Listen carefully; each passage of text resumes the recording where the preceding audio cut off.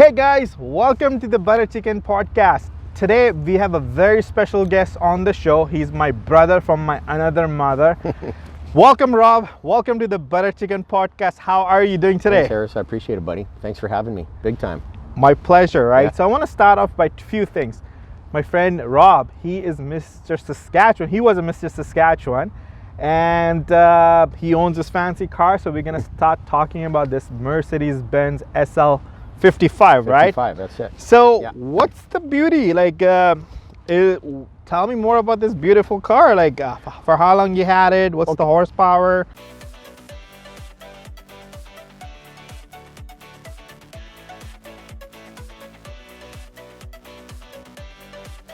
Okay, well, I'm the third owner. There's about 60,000 kilometers on the car. It's a 2007. AMG is a little more equipped, a little more horsepower, stronger chassis. This car is really special because I got it from my good friend Rick Pono, who used to own Mercedes-Benz. And he did a lot of work to this car. So they usually standard come with about 500 horsepower. I think this one's got a little under 750. Oh. Yeah, so he did a lot of stuff under the hood and exhaust and the transmission and that kind of thing. I mean, I'm not a mechanic, but hey, you get in this thing and it flies. It's a very powerful car, but very luxurious, you know, hardtop convertible. Oh. So the top slides into the trunk and you still have room in the trunk. But this was the last year that they made the 2007 is the last year that it was a slanted front. Okay. The 2008s, it's a little more square, just a different body style. And I really like the 2007. This is the last year that they made this, but I did some little modifications. You know, I put some fiber on it and that kind of thing. But you appreciate this car more on the highway. Like, it's geared for speed. Like, this is an Autobahn car. I mean, they have no speed limit in Germany on that highway, and that's really where you want to take this car. But in the city, it's nice. You know, you want to give it a little more gas. You know, but I've been pretty good in this car. I've had it for about 5 years, and actually, believe it or not, I only have one ticket. So. One ticket? One ticket, that's it, man. Yeah, it's hard to believe that. Yeah, no, serious, 65 and a 50. So when they gave me a ticket, I was on radar. But oh, I could have had more tickets because, you know, it's tough to keep this at the right speed limit. But yeah, it's a great car, and it's got sentimental value to me because Rick's a good friend of mine, and yeah, I really enjoy driving it. I feel real good when I drive it, you know. yeah, no, it's really a beautiful car. Yeah. Like, you know, like, I'm sure. I mean, gas mileage wise, I'm gonna be honest, you know, depending how you drive it, like, I'd be very surprised if you got 10 miles to the gallon with a big engine like this. But highway, you'd probably get a lot more. Like, usually to a tank of gas, I get about 450 kilometers, which isn't too bad. Yeah. But the car is heavy. It's a heavy car. So, you know, you're probably looking at, you know, just under 5,000 pounds with this vehicle. Wow, but it looks sharp, and, you know, yeah, it's great. I love it. That's great, and it seemed like you kept it in a great condition, right? You know, it looks polished, shiny. And well, it's a seasonal vehicle, right? You know, like, you can only drive it in the summer. Exactly. So I drive it 3-4 months out of the year, and then I have a place where I park it, and she just sits there. Yeah. Oh, so that's great. yeah, very blessed to have a car like this. Sometimes I can't believe it's mine. So yeah. That's a good one. And hey, so other thing that I want to ask you, like, you know, having this fancy car like this, like, you know, I know people that have Lamborghinis or Ferraris. Yeah. And the thing that they were telling me, like, you know, for like regular maintenance, they have to drive to Calgary or Edmonton or Winnipeg sometimes. Yeah. What about this one? Like, can you get it done in Saskatchewan? Yeah. So for me, Mercedes-Benz has been really good to me. Services there is incredible. You know, Aaron's been really good to me there. If I have any problems, he looks after me, gets me in right away. Like, I know for a car like this, because it is, you know, special and it is an AMG, like, you know, you're probably looking around $350-400 for an oil change. Oh, really? Yeah, but you know, all the maintenance can be done 2 miles away. I do see a lot of more Lamborghinis now than I ever have, which is, you know, it's kind of cool when you pull up to them. But they check your car out, and you're checking theirs out. But yeah, no, it's definitely it's one of those things that it's nice and convenient to have something here. Whereas those cars, you know, usually you have to take them to Alberta, or you have to take them to a dealership that's equipped with the right equipment to do the proper job. Yeah. No, that's great. And another thing that I want to ask you, actually, I was doing some research and I found that you were Mr. Saskatchewan back in the day. Is that true? That's a long time ago, Harris. No, I just want to. I want to know, like, and I'm sure people watching, they want to know, like, what's the story of becoming Mr. Saskatchewan? Okay, so yeah, Mr. Saskatchewan. Okay, well, like I started working out, you know, back when I was in high school. I worked at the YMCA. And, you know, I started lifting weights then because, you know, I like to play basketball and football and you know, the weight training kind of helped you be stronger, right? Exactly. And I guess for me, it started then. And I actually did my first show through SABA, which is Saskatchewan Athletic Bodybuilding Association. It was the only one back then. And that would have been, oh my God, I think it was 19. So that was like 93. Wow. Yeah, and it was at Peacock Auditorium, yeah, in Moose Jaw, and I think I got third in that show out of 6 or 7 P. It's a novice show, so that's the show that you kind of start out at. And then I did a couple other shows. Took a long hiatus, took a long time off, and started like seriously training again in '98. I did a couple shows before 2000. 2000, I did the provincials again, and like I did the provincials 3 or 4 times before I actually won the overall. And that wasn't my intention, thinking, yeah, I'm going to win the whole show. It just comes down to having the right conditioning and hitting it on that day. Exactly. And I hired a personal trainer out of Calgary. He was trained by a guy down in LA. So this is coming right from Gold's Gym Venice. And so I was getting some really good information. Like I was actually getting cheat meals on my day. People would basically diet right through 16 to 18 weeks.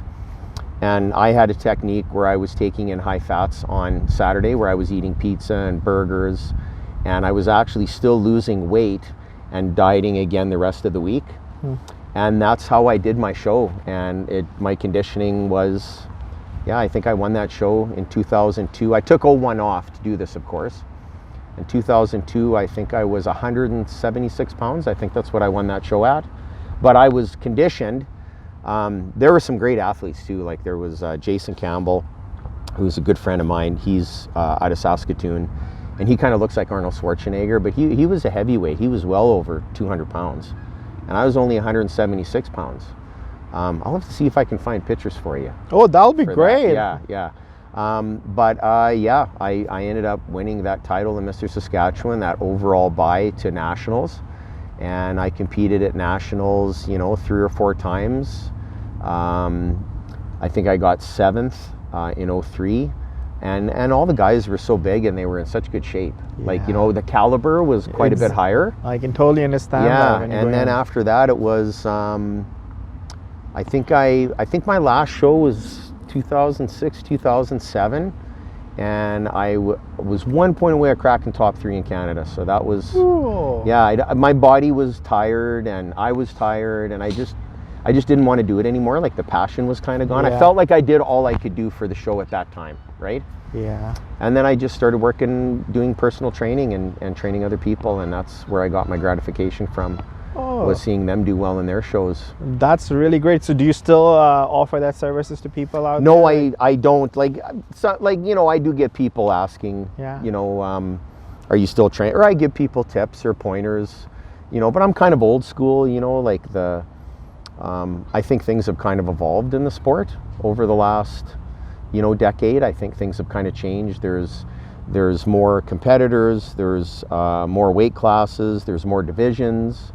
So for me, it was kind of like, yeah, I kind of felt that if I can give someone some advice, I always say to people, you know, you are what you eat.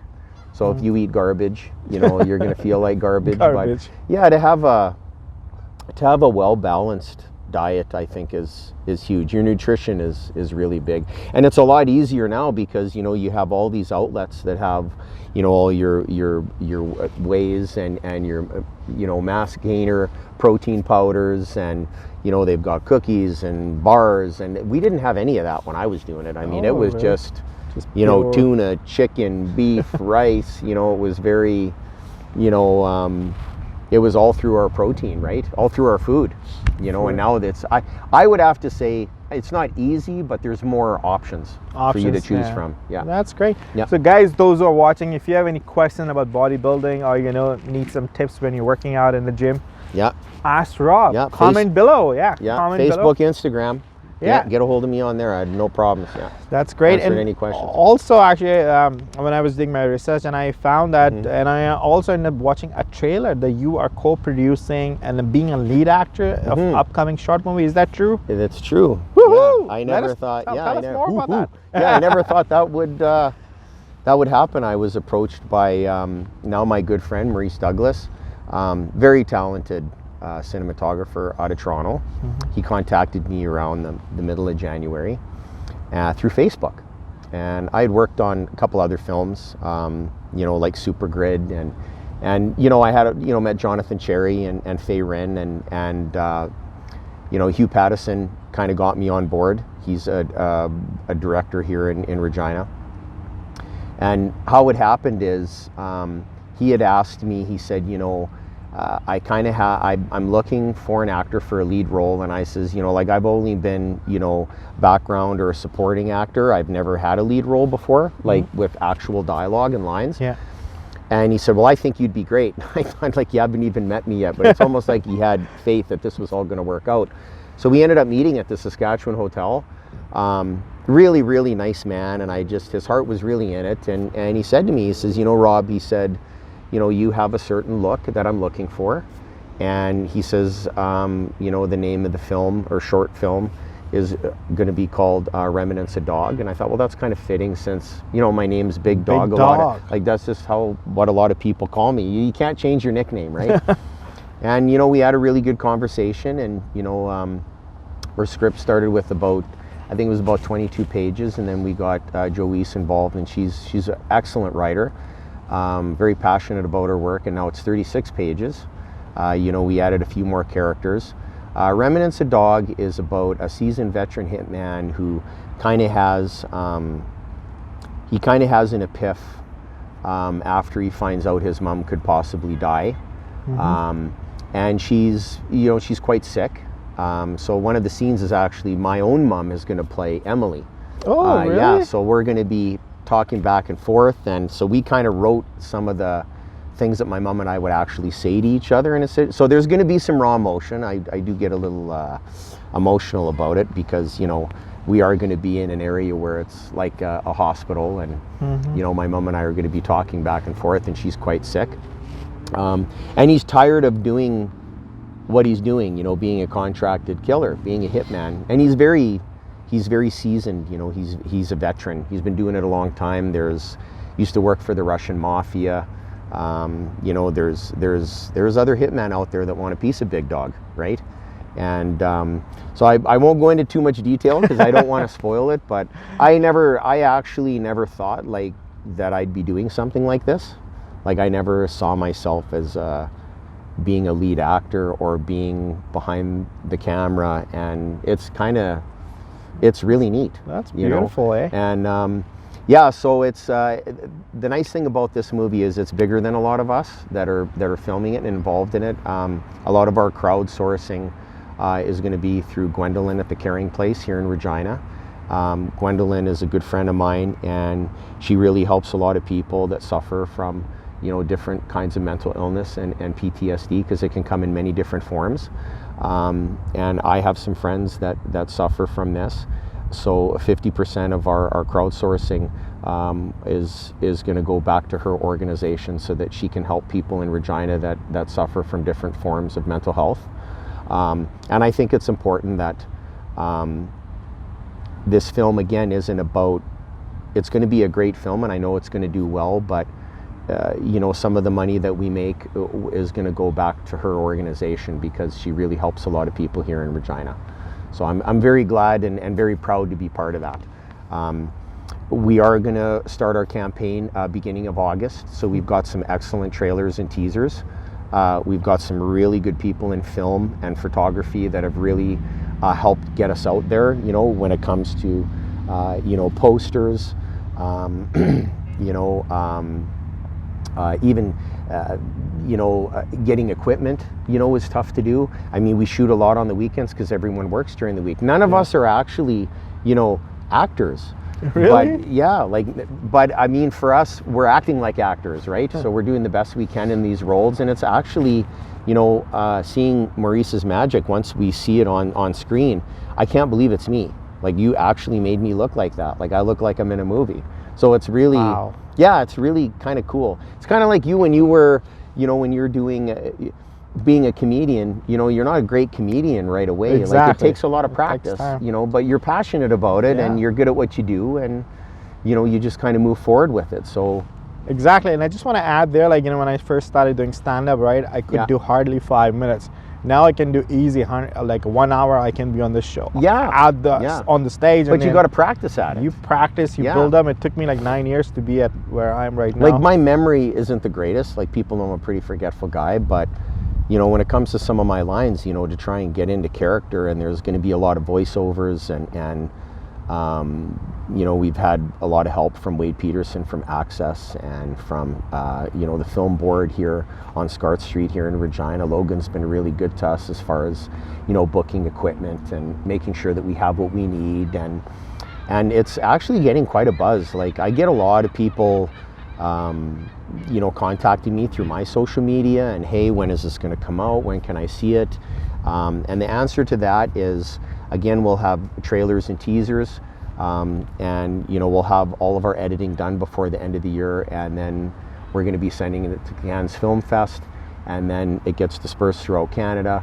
And hopefully this will be something that just won't be in Canada, but it'll be in the US, or maybe even the whole world. So it'd kind of be neat if it got to that, and kind of bring film back to Regina, Saskatchewan, right? Like, I mean, grants have been gone now for a number of years. And, that was a lot of business for Saskatchewan. Like, the economy isn't the greatest, and people could really use that, whether it's in hotel or restaurant or anything else, right? So I'm just really happy to be part of a production and to be around such good, positive people. There was a time there where I went through, a pretty dark time in my life, and, I really had to make some changes, and I'm very grateful that I had the right people in my life that could kind of help me through these things. I had the support, and some people don't. And that's why this film is important to me, so that we can help those people that don't have that support through the Caring Place. And it's bigger than us. It's bigger than us. Oh, that's great. And the thing which I like when you mentioned that, some of the funding, 50% of the funding, or the crowdsourcing, the crowdsourcing will go back to that nonprofit organization. And if it's $5,000 that we make, and Gwendolyn gets $2,500, I mean, that's a lot of counseling for people that could really use it, that can't afford it. Mental health is really huge right now, and it's a real big thing, and I want to do my part to help. So no, I think you're doing a great job, because what I found, like, there's a lot needs to be done for mental health. Oh, for sure it does. I know a lot of like friends of mine that have gone through ups and downs. It affects everybody. It affects everybody, and not affected them and their family as well. So it's on a larger scale, and I'm glad that you are, helping the mental health cause as well with your bringing this film back to So most of the film I believe, is shot in Saskatchewan, right? Yeah, actually, some of the locations are, we were at, our first shot was at the Diplomat. The boys, thanks guys, were nice enough to give us their space, so accommodating. We were at Crave just last weekend. A lot of our trailers are just outside Regina in Lumsden.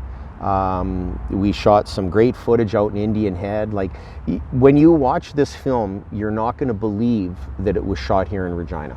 It'll look like it was shot, in a big city, or like somewhere like California, or an LA film. I think it's going to do really well, just because so many people are passionate about it. And I'm really proud to be part of something that is going to help people later on down the road. That's great, and I have a good feeling it's going to be a big hit. I think so too, because I know you're a hardworking guy, and the people that you're working with, they're passionate. That's great. And you know what? I just want to say thank you so much for being the part of this podcast. I was pretty excited when We finally got a date together to sit Yeah. down and talk. Show this beautiful car. And Harris, I got to be honest. I'm a really big fan of yours. Oh. You know, I followed you on your social media for the last couple of years, and I see Thank you. how far you come. And I thought it's like you say, you know, connecting the dots with people. I think that's what I'm a master networker, and that's what I like to do. That's where my skill set is. I love people. I like to get to know people. And I thought, you know, here's a guy that I hope we cross paths and maybe we can do something together in the future. And the universe allowed us to do that. So I'm very grateful for that. So thank you for that from my heart. Thank you for those Yeah. kind words. And I just want to say thank you guys, those who are watching. Thank you for liking the Butter Chicken podcast page. Butter chicken, man. Butter Get it chicken. in you. Get it in you. And also liking the page and supporting by, you know, sharing the videos and the episodes. So thank you so much for all your support, and make sure you do like the page and share this. And if you have any questions with Rob, comment below. Yeah. And keep an eye on it, the movie that's coming shortly. Yeah. And We'll have more information as time goes on here on, you know, when the launch dates will be and that kind of thing. So sounds yeah. great. So thank you so much for watching, everyone. and enjoy. Okay, cheers.